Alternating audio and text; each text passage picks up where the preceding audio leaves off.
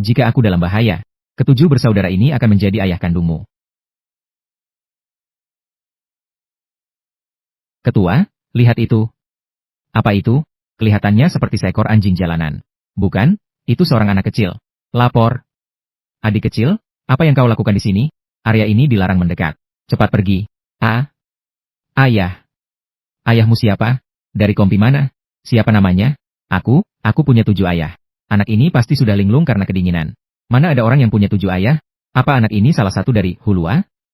Saudara legendaris. Sampai punya 7 ayah segala. Hahaha. Aku tidak berbohong.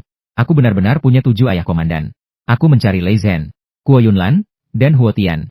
Dari mana asal anak liar ini? Jangan bicara omong kosong di sini. Cepat pergi. Jika tidak, aku akan memanggil petugas. Aku tidak mau pergi. Aku ingin bertemu ayah. Ini hadiah yang kubawa untuk ayah.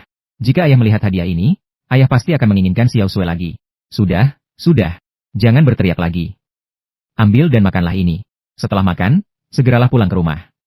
00105 700 00106 966 pelan-pelan makannya. 00107 066 00107 966 tidak ada yang akan merebutnya darimu.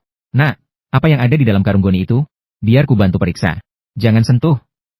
Jangan bergerak. Ini untuk ayah. Di dalamnya ada orang jahat. Aku menangkapnya untuk ayah. Baik. Aku tidak akan menyentuhnya. Jangan panik. Jangan bergerak. Angkat tangan. Mantauku kotor. Sudah tidak bisa dimakan. Jangan bergerak.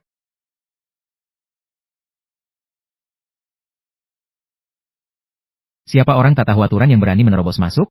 Benar-benar bosan hidup. Sang Hailong ada di sini. Pengemis kecil dari mana ini? Kenapa kalian bengong saja? Cepat berdiri. Jangan bergerak. Ini hadiah untuk ayah. Tak kusangka bocah ini cukup keras kepala. Ku beri waktu 1 menit. Cepat buka karung goni itu.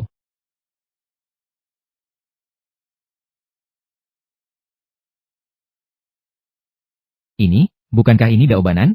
Buronan kelas A yang sedang dicari susah payah oleh kepolisian. Orang ini, kau yang membawanya? Dia orang jahat. Dia ingin menjual Xiao Sui ke perdagangan manusia. Lalu Xiao Sui memukulnya dengan mantau. Dan menyeretnya ke sini untuk mencari ayah.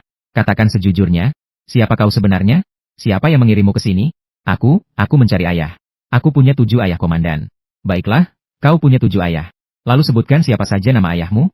Ayah pertamaku bernama Lei Zhen. Ayah kedua Gu Yunlan. Ayah ketiga Huo Tian. Semuanya ada 7 orang. Ketujuh orang ini, bukankah mereka anggota tim Longnya, Taring Naga, dulu? Kemarilah, minum air ini. Melihat gelas yang mengepulkan uap panas itu, Xiao Sui menunjukkan ekspresi ketakutan. Karena di rumah keluarga Li, hanya paman dan ibu tiri yang boleh minum air hangat. Dia hanya bisa minum air mentah dari gentong. Xiao Sui tidak berani minum. Takut dipukul. Pada saat itu, hatinya terasa sesak. Sang Hailong seketika terpaku di tempatnya. Seperti ditusuk oleh sesuatu yang sangat tajam. Bahkan untuk minum air saja dia takut dipukul. Penderitaan macam apa yang sudah dilalui anak ini? Sang Hailong menghela napas panjang. Baiklah, paman tidak akan memukulmu. Paman adalah orang baik. Setelah itu, ia mengeluarkan beberapa permen susu white rabbit dari sakunya. Dan memberikannya kepada Xiao Sui. Ibu pernah berkata padaku, bahwa permen adalah hal yang paling berharga di dunia. Rasa manisnya bisa membuat orang merasa terbang. Xiao Sui membuka bungkus permen itu dengan sangat hati-hati. Menelan ludahnya sendiri. Lalu dengan perlahan membungkus permen itu. Kembali seperti semula. Kenapa tidak dimakan? Apa kau tidak suka permen ini? Xiao Sui menggelengkan kepalanya. Aku ingin menyimpannya untuk ayah. Ibu bilang ayah adalah pahlawan besar. Tubuhnya penuh dengan luka. Kupikir jika ayah makan permen ini, tubuhnya pasti tidak akan terasa sakit lagi. Badan Xiao Sui sudah tidak sakit. Karena Xiao Sui sudah terbiasa. Tapi ayah tidak boleh kesakitan. Orang yang tega membiarkan anak sekecil ini menderita. Bahkan dicincang ribuan kali pun tidak akan cukup. Setelah itu, Zhang Hailong menunjuk prajurit yang berjaga di luar pintu. Cepat pergi ke kantin. Bawakan semua makanan terbaik ke sini. Daging babi rebus, paha ayam, apa saja. Bawa apapun yang ada. Lalu, panggilkan dokter militer ke sini sekarang juga. Kenapa masih bengong? Cepat pergi. Melihat Zhang Hailong yang marah besar. Meski Xiao Sui masih sedikit takut, tapi hatinya terasa sangat hangat. Paman aneh ini sepertinya benar-benar orang baik. Ayah, Xiao Sui sepertinya sudah semakin dekat denganmu. Ayah akan segera bisa makan permen yang dibawa oleh Xiao Sui. Tapi, entah kenapa, kepala Xiao Sui terasa sangat pening. Dengan sigap, Zhang Hailong menangkap Xiao Sui yang hampir tersungkur ke lantai. Namun ia merasa sangat heran.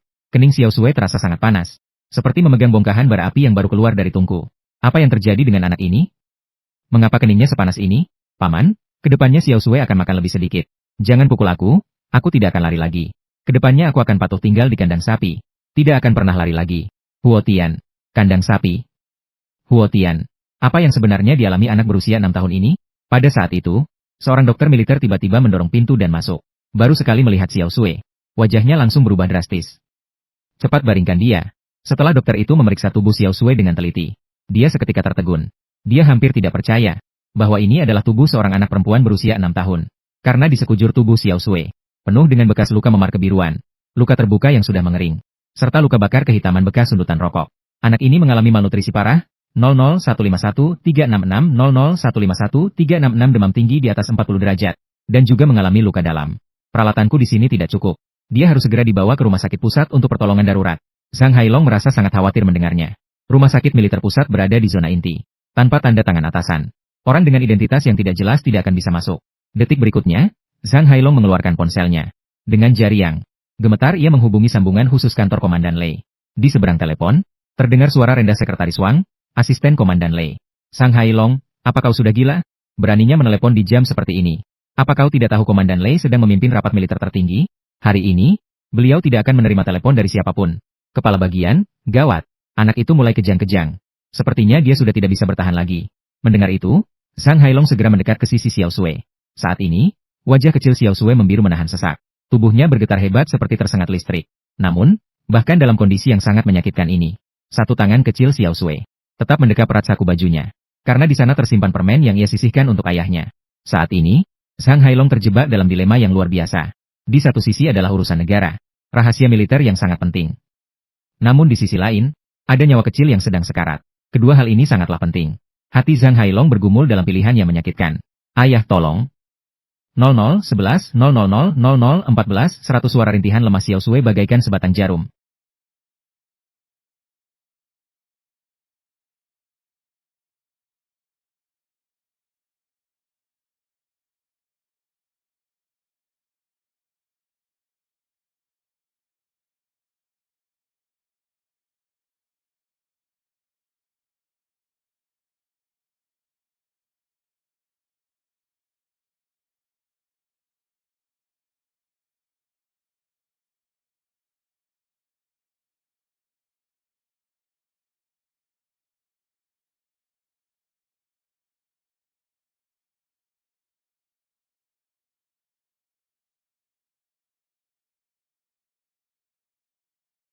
Menerjang menuju gedung merah, simbol kekuasaan tertinggi.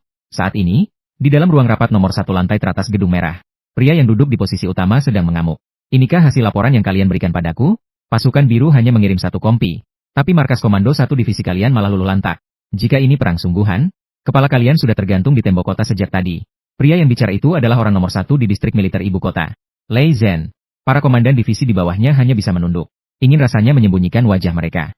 Tepat pada saat itu, suara sirine yang mendesak dan tajam terdengar hingga ke dalam ruang rapat.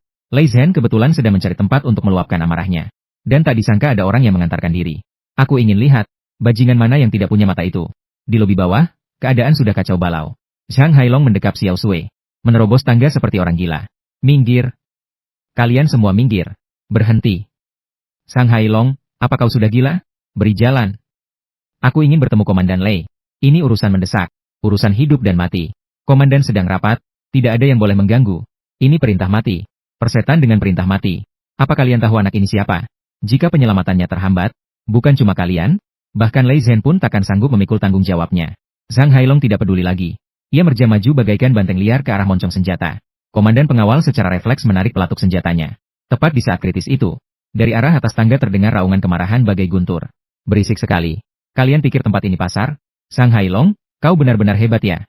Bukannya menjaga gerbang depan dengan benar, malah berani membuat onar di tempatku. Sepertinya kau sudah bosan memakai seragam itu, dan ingin segera pulang untuk pensiun. Seketika, Zhang Hailong menjatuhkan diri dan berlutut. Zhang Hailong rela mati. Tapi anak ini, Anda harus menyelamatkan anak ini. Dia datang mencari Anda. Dia bilang dia adalah putrimu. Sialan. Omong kosong apa itu? Zhang Hailong, apa otakmu baru saja ditendang keledai? 0008-31-966-008-33-800, aku bahkan belum pernah menikah sampai sekarang. Dari mana datangnya seorang putri? Petugas. Seret dia keluar dan masukkan ke sel isolasi. Biar pikirannya jernih kembali. Komandan pengawal memberi isyarat tangan. Beberapa prajurit segera maju untuk menangkapnya. Zhang Hailong panik. Ia mendekap Xiao Sui erat-erat. Komandan. Saya sungguh tidak berbohong. Dia membawa benda kenangan bersamanya. Katanya itu pemberian dari ayahnya. Komandan Lei, mohon lihatlah sebentar saja. Lihatlah dulu sebelum Anda memutuskan. Melihat Zhang Hailong yang biasanya keras, kini bersimbah air mata. Hati Lei Zhen mulai merasa ragu. Zhang Hailong ini biasanya pria yang tangguh. Tipe yang lebih baik berdarah daripada menangis. Ada apa dengannya hari ini? Benda apa? Keluarkan dan tunjukkan padaku. Jika kau berani mempermainkanku, aku akan menembakmu hari ini juga. Zhang Hailong buru-buru mengeluarkan dari saku Xiao Sui sebuah foto yang sudah menguning, dan seuntai kalung yang terbuat dari selongsong peluru. Pupil mata Lei Zhen bergetar hebat saat menerima foto itu. Di dalam foto itu ada 7 tentara muda. Mereka memakai seragam model lama, dengan wajah yang dicat kamuflase, tersenyum dengan sangat berani. Lei Zhen menatap ke 7 orang di gambar itu. Air mata mulai mengalir di sudut matanya. Itu adalah wajah mereka saat masih muda. Itu adalah tim Longya yang pernah mengguncang perbatasan. Pria yang dikelilingi oleh ke-6 saudaranya di tengah. Tak lain adalah kakak tertua mereka, Longya. Kakak yang demi melindungi mereka saat mundur, memancing musuh sendirian, dan hingga akhir jasadnya pun tidak pernah ditemukan. Napas Lei Zhen seketika menjadi cepat. Wibawa dan kegarangannya tadi runtuh dalam sekejap. Ia perlahan membalik foto itu. Karena ia ingat kakak pernah berkata, di balik foto ini, tertulis pesan untuk anaknya di masa depan. Jika aku dalam bahaya, ke-7 bersaudara ini akan menjadi ayah kandungmu. Barisan kata itu bagaikan sambaran petir yang menghantam lubuk hati Lei Zhen. Ternyata kakak sudah memiliki anak. Ternyata sebelum berkorban, ia sudah menitipkan urusan setelah kematiannya kepada kami para saudaranya. Tapi apa yang telah kami lakukan selama 4 tahun ini? Kami sibuk naik jabatan dan mengejar kekayaan. Kami menikmati kedamaian dunia. Sedangkan darah daging kakak, tuan putri kecil yang seharusnya kami timang di telapak tangan kami, malah menggelandang di luar sana, menderita dan ditindas orang lain.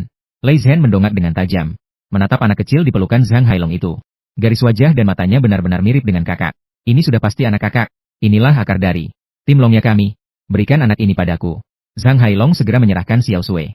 Mungkin karena saat serah terima, tak sengaja menyentuh luka Xiao Sui. Di dalam pingsannya, Xiao Sui mengeluarkan rintihan kesakitan yang tertahan. Jangan pukul lagi. Xiao Sui tidak berani lagi. Jangan pakai api.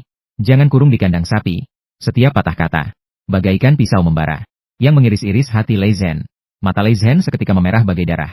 Hawa membunuh yang sangat dahsyat meledak dari tubuhnya. 10.000 kali lebih mengerikan daripada saat di ruang rapat tadi. Siapa yang melakukannya?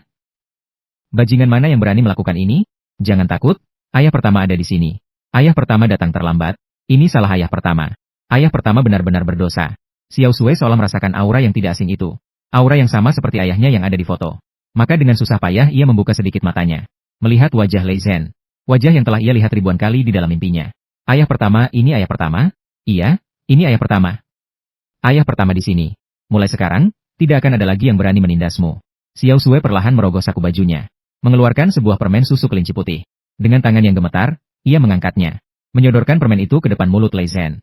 Ayah pertama, makanlah permen. Setelah makan permen, rasanya tidak akan sakit lagi. Setelah mengucapkan kata-kata itu, tangan Xiao Sui terkulai lemas tanpa tenaga. Kepala kecilnya miring ke samping. Ia jatuh pingsan sepenuhnya di pelukan Lei Zhen. Panggil Junyi. Kemana si sial Junyi itu? Kenapa kalian masih diam saja?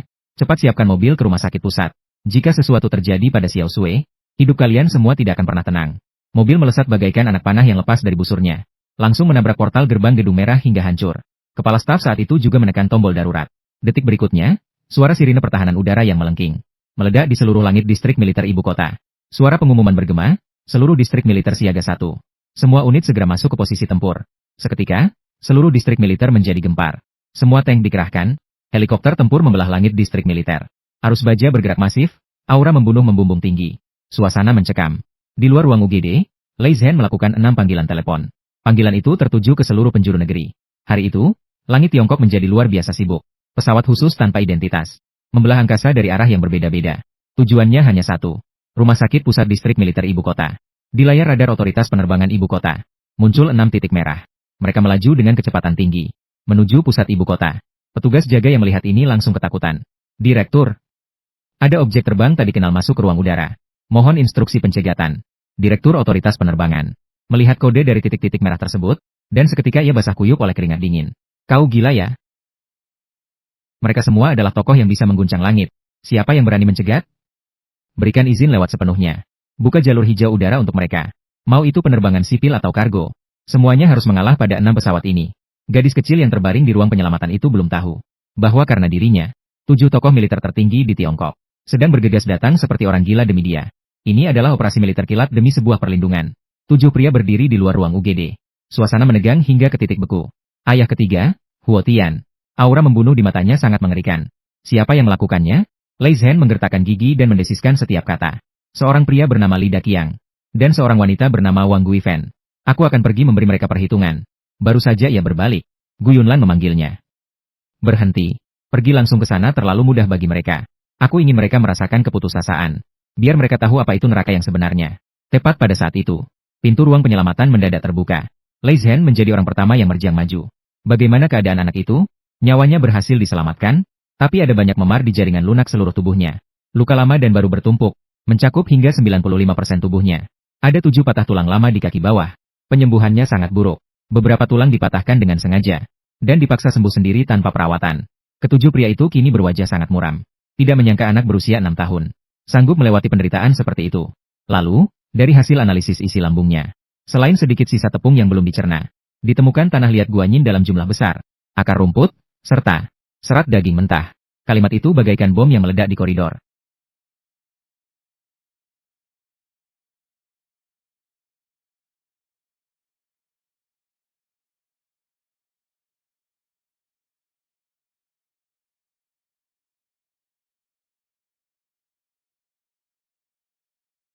Memotong perkataan Direktur Li. Ia tidak sanggup mendengarnya lagi.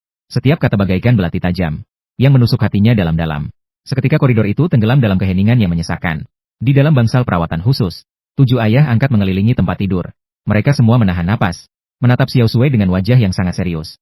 Gu Yunlan berdiri di samping, yang menusuk habis sisa logika Zhang Hailong. Persetan dengan aturan, memegang handuk hangat. Persetan dengan disiplin, dengan sangat hati-hati mengusap. Jika menyelamatkan satu anak ini saja tidak bisa. Keringat dingin di dahi Xiao Sui.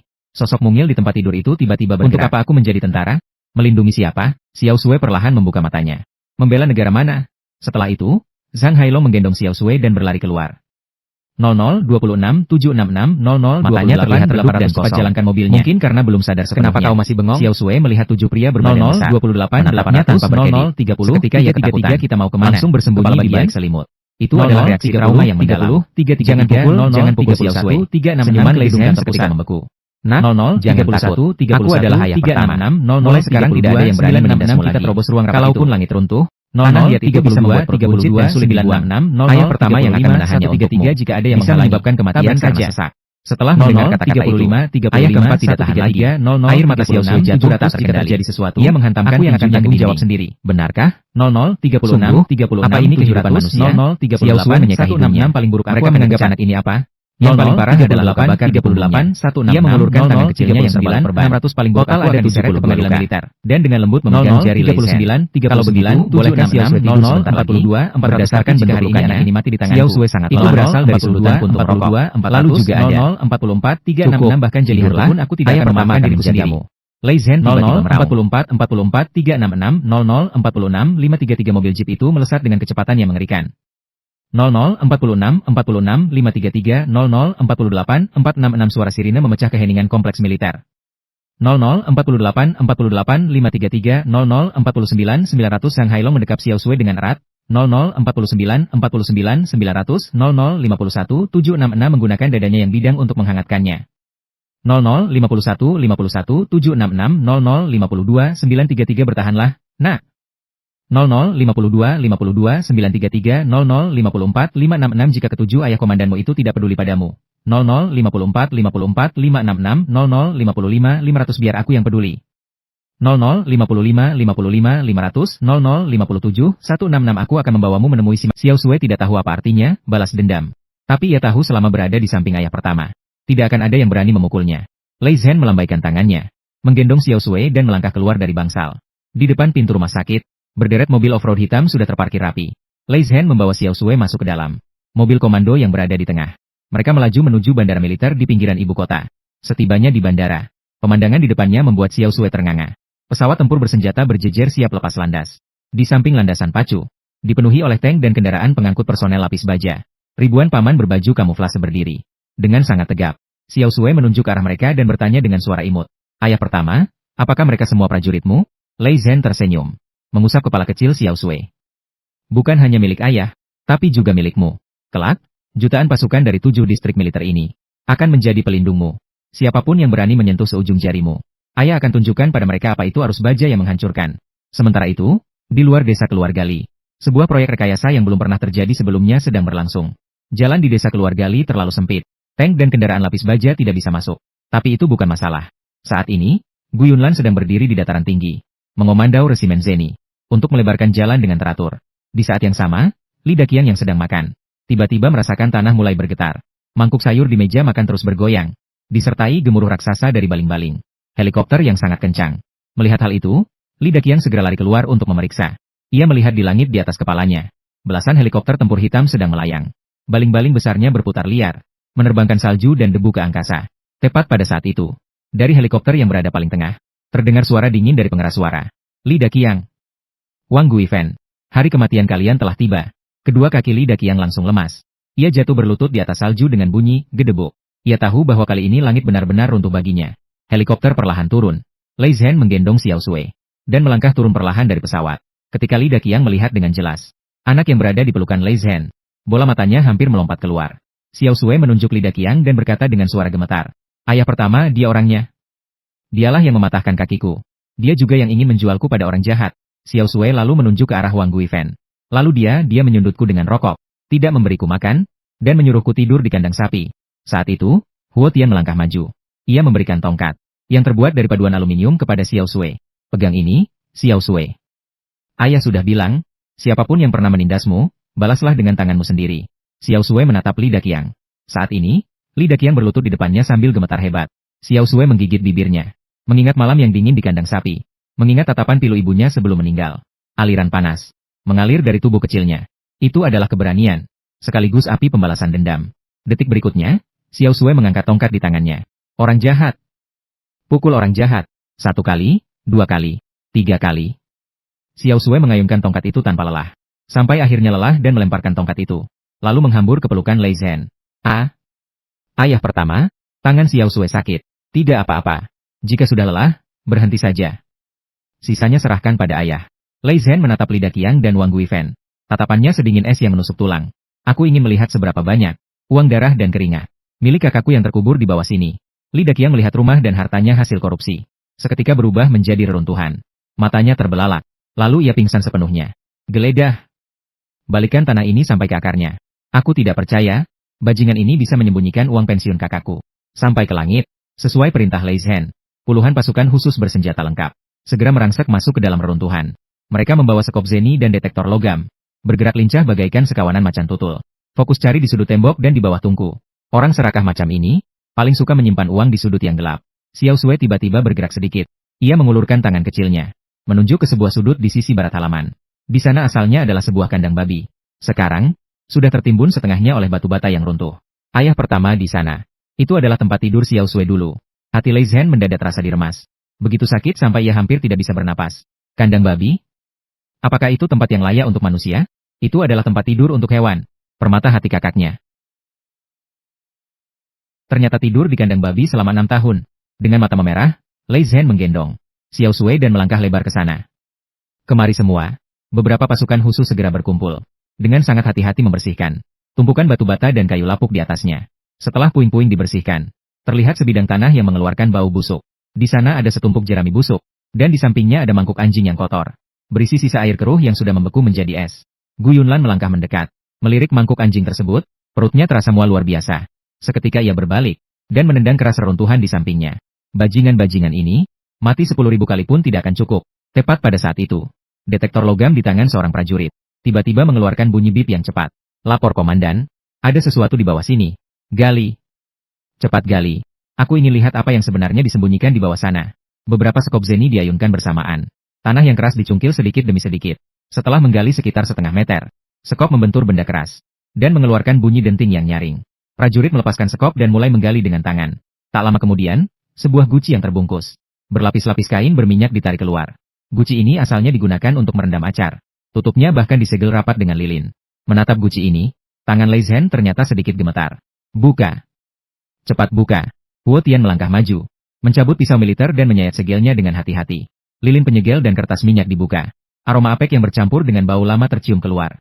Huo Tian membalikan guci tersebut. Dan dengan bunyi, bruak, setumpuk barang tumpah di atas. Kain terpal yang sudah disiapkan prajurit. Di dalamnya ada banyak uang tunai. Dan di bawah tumpukan uang itu, ada setumpuk tebal amplop. Itu adalah amplop kertas kraft standar militer. Setiap amplop terjaga dengan sangat baik. Bahkan segelnya belum pernah dibuka sama sekali. Li Daqiang. Bajingan itu hanya mengambil uang dari slip pengiriman. Tapi surat-suratnya tidak pernah ia baca dan langsung dikubur di bawah kandang babi. Lei Zhen mengambil salah satu surat dengan tangan gemetar. Dengan tangan gemetar, Lei Zhen memungut salah satu surat itu. Di atas amplop itu terpampang tulisan tangan kursif kakaknya yang sangat ia kenal. Lei Zhen merasakan matanya mulai memanas. Ia menarik napas dalam-dalam, lalu menyobek amplop itu dengan sangat hati-hati. Kertas suratnya sudah agak menguning, namun goresan tulisannya tetap terlihat jelas dan bertenaga. Ketua, bacakanlah untuk Xiao Sui. Biarkan dia tahu bahwa ayahnya bukan tidak menginginkannya. Ayahnya selalu memikirkannya sepanjang waktu. Lei Zhen mengangguk. Ia mulai membacanya, menirukan nada bicara kakaknya, Longya. Istriku, surat ini mewakili kehadiranku. Tugas kali ini cukup mendesak. Mungkin butuh waktu agak lama sebelum aku bisa pulang menemui kalian. Apakah Xiao Sui akhir-akhir ini anak yang baik? Apakah dia sudah tumbuh lebih tinggi? Katakan pada putri kita, bahwa ayahnya adalah seorang pahlawan hebat. Ayah sedang membasmi orang jahat di luar sana. Setelah ayah pulang nanti, ayah akan membelikan banyak sekali permen untuk Xiao Sui. Lei Zhen tidak sanggup melanjutkan lagi. Karena Xiao Sui dipelukannya tiba-tiba menangis histeris. Bukan lagi sekadar isak tangis anak kecil yang merasa sedih, melainkan raungan pilu yang menyayat hati. Ayah. Ternyata ayah bukan tidak menginginkan Xiao Sui. Xiao Sui, ternyata ayah pergi untuk membelikan permen untuk Xiao Sui. Tapi di mana permennya? Kemana perginya permen itu? Xiao Sui tidak pernah merasakan permen yang dibelikan ayah. Apakah semuanya dicuri oleh paman besar dan wanita jahat itu? Mereka jahat. Mereka semua orang jahat. Itu mereka. Mereka bukan saja mencuri permen dari ayah untuk Xiao Sui, tapi mereka juga tidak memberiku makan. Sungguh ironi yang luar biasa. Pasangan Li Daqiang. Hidup mewah dengan uang pensiun yang dibayar Longya dengan nyawanya. Mereka makan enak dan hidup nyaman. Sedangkan putri Longya dipaksa hidup di kandang babi. Bangunkan Li Daqiang. Aku akan membuatnya memuntahkan kembali setiap sen yang telah ia makan. Meskipun Gu Yunlan tidak kehilangan kendali seperti Huo Tian, namun ekspresinya saat ini jauh lebih mengerikan daripada Huo Tian. Ia berjongkok, memungut uang kertas yang berjamur itu, dan menyekannya bersih satu demi satu, seolah sedang mengusap darah dan daging kakaknya sendiri. Uang ini sudah kotor. Karena sudah kotor, gunakan saja untuk membeli peti mati. Sediakan satu peti untuk setiap orang di desa keluarga Li, yang telah membuang nurani mereka. Lei Zhen memeluk erat Xiao Sui yang masih menangis. Tangan besarnya menepuk punggungnya dengan lembut. Xiao Sui, jangan menangis. Ayah pertama ada di sini. Kasih sayang ayahmu tidak akan bisa dicuri siapapun. Apa yang orang-orang jahat itu utang padamu? Ayah pertama hari ini akan membuat mereka membayarnya kembali beserta bunganya. Ia mendongak, melirik ke arah para prajurit pasukan khusus yang sudah geram di sekelilingnya. Perintah untukku, kumpulkan seluruh desa. Giring semua orang ke lapangan desa. Aku akan mengadakan pengadilan terbuka. Aku ingin semua orang dalam radius 100 mil tahu apa konsekuensinya menindas anak yatim piatu pahlawan negara. Lapangan desa keluarga Li biasanya adalah tempat paling ramai di desa. Namun hari ini atmosfernya begitu menekan hingga menyesakkan napas. Puluhan tank dan kendaraan lapis baja mengepung lapangan tersebut hingga tak ada celah. Moncong meriam yang gelap bagaikan mata dewa kematian menatap dingin ke arah kerumunan orang di tengah lapangan. Ratusan penduduk desa, laki-laki, perempuan, tua, maupun muda, semuanya digiring ke sini. Mereka berjongkok di tanah dengan tangan di atas kepala, masing-masing dengan wajah pucat pasi karena ketakutan. Sambil gemetar hebat, angin dingin menderu kencang, menerbangkan butiran salju di tanah, yang menghantam wajah dengan sangat perih. Namun tak ada yang berani bergerak. Bahkan untuk sekadar batuk pun tidak ada yang berani. Sebab di sekeliling mereka, berdiri barisan pasukan khusus bersenjata lengkap. Senapan baja di tangan para prajurit itu sudah dalam kondisi siap tembak. Li Daqiang dan Wang Guifen diseret terpisah ke atas panggung tinggi di depan. Mereka telah dibangunkan dengan siraman air dingin. Namun kondisi mereka sekarang lebih buruk daripada saat pingsan. Melihat lautan manusia yang gelap di bawah, lalu melihat para tentara yang memancarkan haus darah di sekeliling, Li Daqiang akhirnya sadar bahwa kali ini ia benar-benar tamat. Semuanya, angkat kepala kalian. Penduduk desa di bawah tersentak ketakutan. Dengan gemetar mereka mengangkat kepala, menatap jenderal yang gagah berani di atas panggung, serta gadis kecil yang mengenakan seragam kamuflase itu. Tatapan mata semua orang pun berubah. Ada yang ketakutan, ada yang menyesal, dan ada pula yang tidak percaya. Siapa yang mengira bahwa bocah liar yang biasanya ditindas sesuka hati itu ternyata benar-benar seekor phoenix? Lei Zhen menunjuk ke arah Xiao Sui di pelukannya. Kenal dia? Dia adalah putri dari seorang pahlawan negara. Ayahnya, demi melindungi negara, demi agar kalian bisa bertani dan makan dengan tenang, telah gugur di medan perang. Tapi bagaimana dengan kalian? Bagaimana kalian memperlakukan putrinya? Suara Lei Zhen semakin menggelegar, penuh dengan amarah. Li Daqiang, Wang Guifen, menggelapkan uang pensiun, menyiksa anak, perdagangan manusia. Setiap kejahatan ini cukup untuk membuat kalian mati 100 kali. Melihat keadaan itu, Li Daqiang bersujud dengan panik, hingga dahinya berdarah karena menghantam lantai. Komandan, ampunilah nyawa saya. Saya telah dibutakan oleh keserakahan. Saya ini paman kandungnya. Demi hubungan darah kita, ampunilah nyawa anjing saya ini. Wang Guifen juga melolong menangis, aku tidak mau mati. Xiao Sui, cepat bantu Bibi memohon ampun. Bibi dulu pernah membuatkanmu makan. Mendengar hal itu, tubuh kecil Xiao Sui tiba-tiba tersentak. Membuatkan makan? Apakah roti jagung yang sudah berjamur itu? Atau sisa makanan yang harusnya dibuang untuk anjing? Xiao Sui menoleh, menatap wajah buruk rupa Wang Guifen. Wajah kecilnya tidak menunjukkan ekspresi apapun. Ayah pertama, dia berbohong. Dia tidak pernah memasak untukku. Dia hanya memasak untuk anjing. Kalimat ini secara langsung menjatuhkan vonis mati bagi Wang Guifen. Lei Zhen tertawa dingin, lalu menendang ulu hati Wang Guifen. Dengar itu, bahkan anak 4 tahun pun tahu kau sedang berbohong. Syarat mereka, serahkan ke pengadilan militer. Katakan pada hakim untuk menjatuhkan hukuman maksimal. Biarkan mereka menghabiskan sisa hidup mereka untuk bertobat di penjara. Dua prajurit pasukan khusus menyeret pasangan Li Daqiang, yang melolong-lolong ke atas mobil tahanan bagaikan menyeret anjing mati. Hukuman-hukum yang paling berat telah menanti mereka. Setelah menangani biang keladinya, tatapan Lei Zhen tertuju pada penduduk desa di bawah panggung. Mereka semua menundukkan kepala. Tidak ada yang berani beradu tatap dengan Lei Zhen. Dan kalian semua, kalian merasa sangat tidak bersalah, bukan? Kalian merasa karena tidak pernah memukul anak ini, tidak pernah memaki anak ini, maka ini bukan urusan kalian. Begitu kan? Saat longsor terjadi, tidak ada satupun kepingan salju yang tidak bersalah. Ketika Xiao Sui kelaparan dan kedinginan di kandang sapi, di mana kalian? Ketika Li Daqiang hendak menjual Xiao Sui, di mana kalian? Kalian hanya menonton. Kalian hanya berpangku tangan dengan dingin. Bahkan ada yang bersorak kegirangan. Apakah nurani kalian sudah dimakan anjing? Raungan amarah Lei Zhen membuat banyak penduduk desa menunduk malu. Mereka semua tahu Li Daqiang menyiksa anak itu. Tapi tidak ada seorang pun yang berani bersuara. Karena itu adalah urusan keluarga orang lain. Dan lebih baik tidak ikut campur daripada cari masalah. Sikap acuh tak acuh seperti inilah kaki tangan kejahatan yang sebenarnya. Gu Yunlan tiba-tiba berdiri saat itu. Para penduduk sekalian, aku adalah seorang pebisnis. Aku sangat percaya pada hukum sebab akibat. Seharusnya, aku berencana membangun pabrik makanan di desa ini. Rencana jalanan sudah dipetakan, dan semua investasi sudah siap. Begitu pabrik ini berdiri, setiap rumah tangga di sini, paling sedikit akan menerima dividen 20.000 yuan per tahun. Mendengar angka 20.000 yuan itu, mata para penduduk desa seketika berbinar. Di lembah gunung yang miskin ini, 20.000 yuan adalah angka yang luar biasa besar. Beberapa orang bahkan berdiri dengan penuh semangat. Komandan, benarkah itu? Apa Anda benar-benar akan membangun pabrik di sini? Gu Yunlan tersenyum tipis dan mengangguk. Benar, tapi sekarang, aku tiba-tiba berubah pikiran. Karena kalian tidak pantas mendapatkannya. Desa yang bahkan tidak bisa menerima anak yatim piatu pahlawan, tidak berhak memiliki kehidupan yang layak. Mulai hari ini, seluruh investasi ditarik kembali. Jalanan yang baru dibangun itu akan aku suruh orang untuk menghancurkannya. Mulai sekarang, meski aku harus membuang uang ke laut hanya untuk mendengar suaranya, aku tidak akan memberikan 1 sen pun untuk desa keluarga Li. Para penduduk desa benar-benar terperangah. Perasaan jatuh dari awan langsung ke dasar neraka itu, membuat hati mereka seperti diiris sembilu. Komandan, kami salah. Kami sungguh-sungguh bersalah. Di masa depan, kami pasti akan memuja Xiao Sui seperti leluhur kami sendiri. Para penduduk meratap histeris. Beberapa bahkan mulai saling menyalahkan. Hingga terjadi keributan.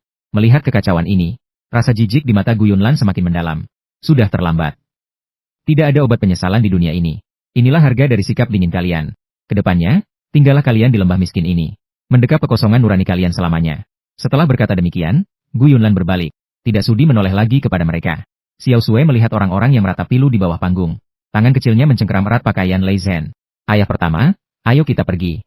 Xiao Sui tidak suka tempat ini. Xiao Sui ingin bertemu ayah. Lei Zhen mengangguk. Ia menggendong Xiao Sui dan melangkah turun dari panggung tinggi. Meninggalkan lapangan desa yang penuh dengan dosa dan hiruk-pikuk yang memuakan itu. Iring-iringan mobil menuju ke gunung belakang, yang merupakan pemakaman tak terawat di desa keluarga Li. Lei Zhen menggendong Xiao Sui, melangkah tertatih-tatih di atas timbunan salju. 6 saudara di belakangnya tampak sangat hikmat, dengan mata yang memerah. Di bawah sebatang pohon tua yang sudah mati dan miring, mereka menemukan gundukan tanah kecil itu. Inilah tempat peristirahatan terakhir sang raja prajurit, Longya. Disinilah pahlawan yang pernah mencurahkan tetes darah terakhirnya demi negara. Berakhir. Melihat pemandangan yang menyedihkan ini, 7 pria berhati baja itu tidak lagi mampu menahan emosi. Lei Zhen berlutut dengan keras di atas salju. Kakak, adik-adikmu datang menemuimu. Tak lama kemudian, Gu Yunlan, Huo Tian, dan 6 saudara lainnya. Semuanya berlutut berjajar dengan rapi. Ketujuh orang ini, siapa di antara mereka yang sekarang bukan tokoh besar yang disegani? Siapa di antara mereka yang bukan pemimpin yang hanya dengan sekali hentakan kaki bisa membuat dunia gemetar? Namun saat ini, di depan gundukan tanah kecil yang bersahaja ini, mereka hanyalah 7 adik laki-laki yang terlambat datang. 7 orang berdosa yang dipenuhi rasa bersalah. Kakak kami pantas mati. Kami membiarkanmu terbaring di gunung sunyi ini selama 4 tahun. Kami membiarkan Xiao Sui menderita selama 4 tahun. Kami tidak layak menjadi saudaramu. Xiao Sui berdiri di samping Lei Zhen. Ia menatap gundukan tanah kecil itu, lalu menatap para ayah angkatnya yang menangis sesenggukan. Di wajah kecilnya tidak ada kesedihan. Sebaliknya, terpancar kedamaian yang belum pernah ada sebelumnya. Ia tahu ayahnya ada di sini, dan ayahnya sedang memperhatikannya. Xiao Sui perlahan melangkah maju, mengulurkan tangan kecilnya yang bersarung tangan, dan dengan lembut menepuk-nepuk salju di atas gundukan itu, seolah sedang membersihkan debu dari pakaian ayahnya. Ayah, Xiao Sui datang menjengukmu. Xiao Sui tidak jadi dijual. Xiao Sui juga tidak mati digigit anjing. Xiao Sui sudah menemukan ayah pertama dan yang lainnya. Sambil berbicara, Xiao Sui mengeluarkan permen susu kelinci putih, yang sudah lama disimpannya dari saku. Kertas permennya sudah kusut karena terus digenggam. Namun permen di dalamnya masih utuh. Dengan jari-jari kecilnya yang memerah karena dingin, ia menggali lubang kecil di depan gundukan tanah itu, lalu menaruh permen itu dengan sangat hati-hati ke dalamnya. Kemudian menutupinya kembali dengan segenggam salju bersih. Ayah, ayo makan permen. Ini dibelikan ayah pertama untuk Xiao Sui. Manis sekali, Xiao Sui tidak merasa sakit lagi setelah memakannya. Ayah juga pasti tidak akan merasa sakit lagi setelah makan ini. Melihat adegan ini, hati Lei Zhen hancur berkeping-keping. Ia langsung mendekap Xiao Sui erat-erat dalam pelukannya. Kakak, apa kau lihat itu? Betapa pengertiannya putrimu. Tenanglah, mulai sekarang dan seterusnya, gadis kecil ini adalah nyawa kami. Siapapun yang berani menyentuh sehelai rambutnya, kami 7 bersaudara, meski harus mempertaruhkan nyawa, akan menyeret seluruh keluarganya ke liang lahat. Guyunlan mengusap air matanya dan berdiri. Ia menatap makam yang menyedihkan itu dengan tatapan mantap. Kakak, di sini terlalu dingin. Mari kita jangan tinggal di sini lagi. Aku sudah mengatur tempat terbaik di Taman Makam Pahlawan Ibu Kota. Kami akan membawamu pulang dengan penuh kehormatan. Biarkan seluruh rakyat tahu bahwa kau adalah pahlawan besar. Xiao Sui bersujud 3 kali ke arah makam. Meskipun gerakannya tidak sempurna, namun ketulusannya sangat menyentuh hati. Ayah, kami mau pergi sekarang. Ayah pertama bilang akan membawa Xiao Sui tinggal di rumah besar di ibu kota. Di sana ada banyak sekali permen, dan banyak sekali mainan. Xiao Sui akan menjadi anak yang penurut. Ayah juga harus menjadi anak baik di surga sana. Setelah berkata demikian, Xiao Sui berdiri, dan menepuk-nepuk salju di lututnya. Ia mengulurkan tangan kecilnya menggandeng tangan besar Lei Zhen, dan tangan lainnya menggandeng tangan besar Huo Tian. Ayah pertama, ayah ketiga. Ayo kita pulang. Xiao Sui mendongakkan wajah kecilnya, menunjukkan senyum yang sangat cerah. Senyum yang tulus dari lubuk hati. Senyuman yang penuh harapan akan masa depan. Melihat senyum Xiao Sui, kabut hitam di hati Lei Zhen akhirnya sedikit sirna. Ia menggenggam erat tangan kecil Xiao Sui. Baik, mari kita pulang. Rombongan itu berbalik, meninggalkan pemakaman yang menyedihkan itu. Xiao Sui berbaring di jok kulit mobil yang mewah. Tangannya masih menggenggam foto ayahnya. Setelah melewati semua keributan ini, gadis kecil itu sudah sangat kelelahan. Saat ini ia meringkuk seperti anak kucing. Di pelukan Lei Zhen sambil tertidur lelap. Tangan besar Lei Zhen menepuk pelan punggung Xiao Sui. Gerakannya begitu lembut, jauh dari kesan seorang komandan bersenjata, melainkan lebih terlihat seperti pengasuh profesional.